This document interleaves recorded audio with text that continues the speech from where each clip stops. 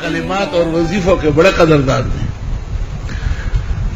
فقال النبی صلی اللہ علیہ وسلم اما انه قد صدقك وهو كذوب تعلم من تخاطب منذ ثلاث یا ابا ہریرہ قال لا قال ذاك شیطان.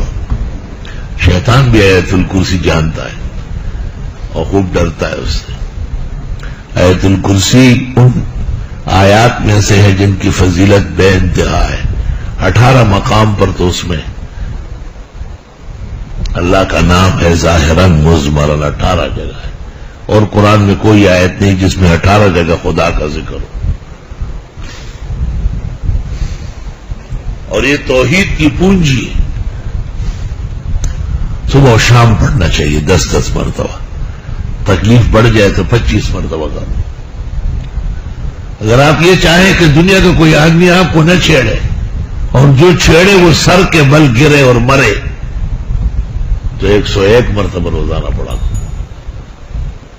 جب آپ کو یہ پتا ہو کہ شران یہ شخص مجرم ہے, مجھے ناحق تنگ کر رہا ہے, ایک, اور آپ کو بحیثیت فقیہ کے اندازہ ہو کہ اس کی موت جائز ہے.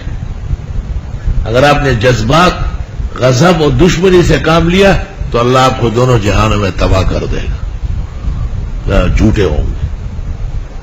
اور جب آپ کو یقین ہو فقہن علمن عملن کہ یہ میرے دین, میرا علم, میرا مقام مٹی کر رہا ہے, تو آپ اپنا معمول پختہ کریں, پختہ معمول کریں. آپ 101 مرتبہ روزانہ آیت الکرسی پوری کر لیں, اور 1200 مرتبہ استغفار پڑھ لیں.